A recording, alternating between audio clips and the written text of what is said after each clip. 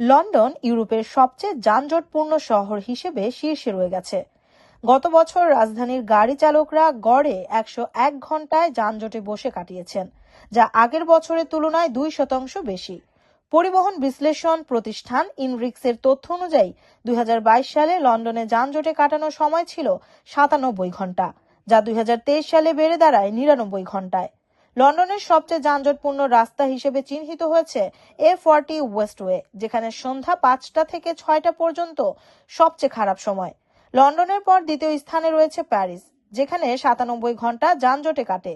তৃতীয় স্থানে ডাবলিন, যেখানে গড়ে 81 ঘন্টা সময় যানজটে আটকে থাকতে হয়।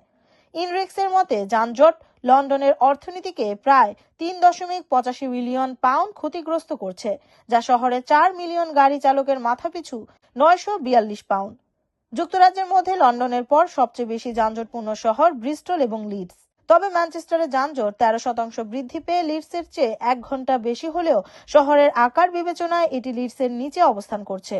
অন্যদিকে বার্মিংহামে যান চলাচল আগের বছরের তুলনায় 10% উন্নতি হওয়ায় এটি দ্বিতীয় স্থান থেকে ষষ্ঠ স্থানে নেমে গেছে। ইনরিক্সের বিশ্লেষক বব পিশু বলেছেন, যুক্তরাজ্যে সামান্য যানজট বৃদ্ধি পেলেও সামগ্রিকভাবে পরিস্থিতি স্থিতিশীল রয়েছে। লন্ডনের মতো প্রধান শহরগুলোর তুলনায় ম্যানচেস্টারের মতো শহরগুলোতে যানজটের পরিমাণ বেশি বেড়েছে। লন্ডন ইউরোপের সবচেয়ে যানজটপূর্ণ শহর হিসেবে শীর্ষে রয়ে গেছে।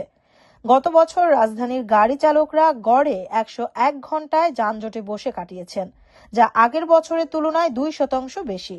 পরিবহন বিশ্লেষণ প্রতিষ্ঠান ইনরিক্সের তথ্য অনুযায়ী 2022 সালে লন্ডনে যানজটে কাটানো সময় ছিল 97 ঘন্টা, যা 2023 সালে বেড়ে দাঁড়ায় 99 ঘন্টায়। লন্ডনের সবচেয়ে যানজটপূর্ণ রাস্তা হিসেবে চিহ্নিত হয়েছে A40 ওয়েস্টওয়ে, যেখানে সন্ধ্যা 5টা থেকে 6টা পর্যন্ত সবচেয়ে খারাপ সময়। লন্ডনের পর দ্বিতীয় স্থানে রয়েছে প্যারিস, যেখানে 97 ঘন্টা যানজটে কাটে। তৃতীয় স্থানে ডাবলিন, যেখানে গড়ে 81 ঘন্টা সময় যানজটে আটকে থাকতে হয়।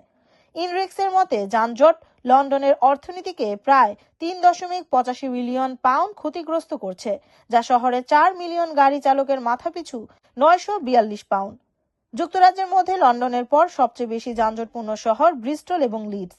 তবে ম্যানচেস্টারে যানজট 13% বৃদ্ধি পেয়ে লিডসের চেয়ে 1 ঘন্টা বেশি হলেও শহরের আকার বিবেচনায় এটি লিডসের নিচে অবস্থান করছে।